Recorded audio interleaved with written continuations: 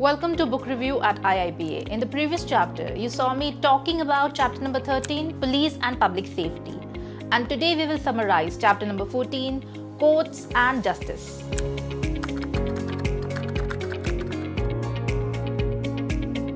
In this chapter of the book, Accelerating India's Development, Mr. Karthik Muralidharan examines the challenges facing India's judiciary and offers practical reform ideas to enhance its efficiency. He emphasizes that resolving disputes and delivering justice are essential functions of the state. However, the judiciary in India is severely overburdened, underfunded, and lacks sufficient infrastructure and staff, leading to delays and growing backlogs. With over 34 million cases pending, the justice system struggles to deliver timely results, which creates both moral and economic costs for society.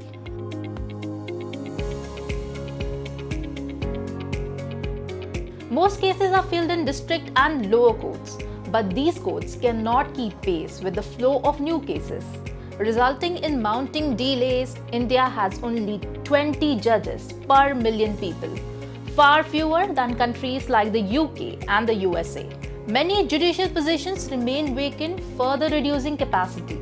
Frequent adjournments and unpredictable court schedules waste time and raise litigation costs, causing frustration for litigants. A weak justice system leads to a long under-trial detention and discourages economic activities by tying up land and capital in disputes.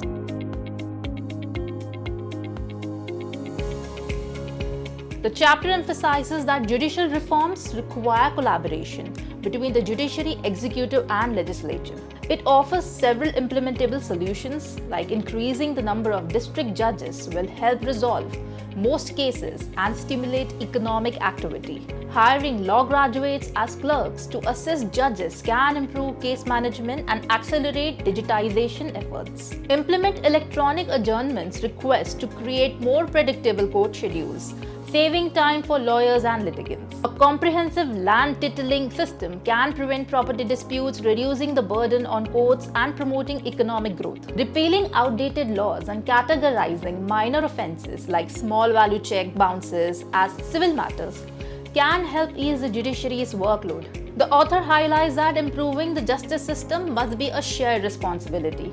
The executive should ensure adequate funding and help set performance targets, while the judiciary should streamline procedures and hold itself accountable. It is emphasized that investing in the judiciary will yield high returns by boosting economic activity, creating jobs, and increasing tax revenues. States that successfully reform their judicial processes will attract more investors and promote sustainable growth. This video outlines the structure, challenges, and consequences of India's judicial system, which I will explain it to you further. Stay tuned.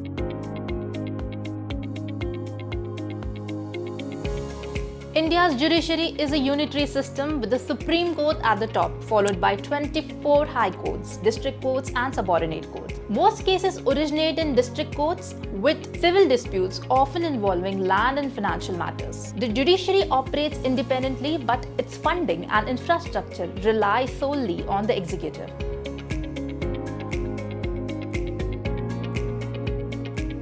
Indian courts face severe delays, with millions of cases pending for years. District courts struggle to keep up with annual case filings, accumulating backlogs each year.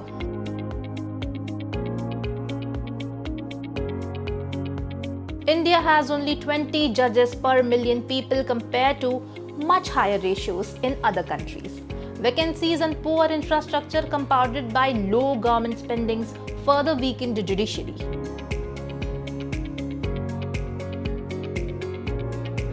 The complex legal process often leads to delays, with frequent adjournments creating unpredictability. Cases pile up as lawyers and litigants wait for their uncertain hearings, increasing costs and frustrations.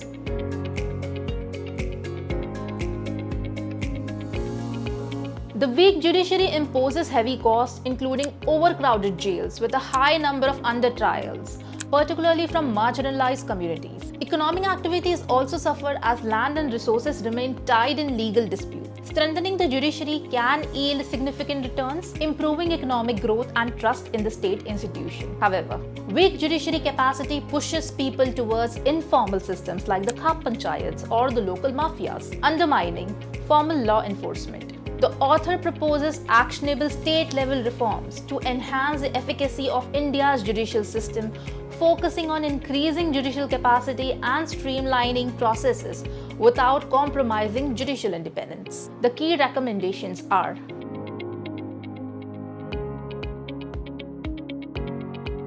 fill district court vacancies and sanction more posts. The author suggests that increasing the number of judges will significantly reduce case backlogs and expedite case resolution times, enhancing economic activity and overall societal well-being. Create a judicial clerkship program. Proposes a 2-year program for law graduates to work as clerks for district judges, aiding in research and administrative tasks to boost judicial productivity and digitization efforts. This would also improve the clerks' legal skills, making them more employable.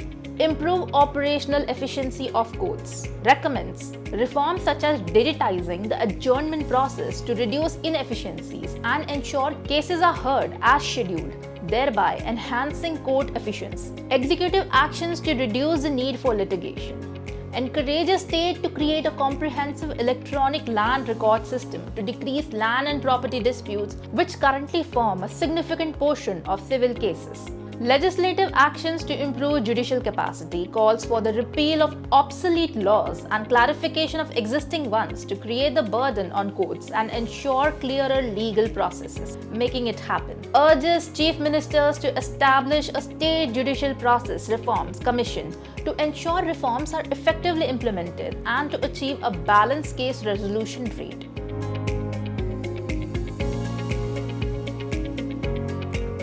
To truly uphold the rule of law, India must improve judicial efficiency to inspire public confidence and enhance societal viability. This can transform lives and attract significant economic benefits as we advance as a sovereign republic. The author concludes that strengthening the judiciary is crucial for India's development, both for upholding human rights and enhancing economic productivity. While judicial independence must be respected, chief ministers and state governments should take the lead in improving the judicial processes. Reforming the justice system is not just a legal necessity but also a powerful strategy to foster trust, attract investment, and ensure the rule of law in India.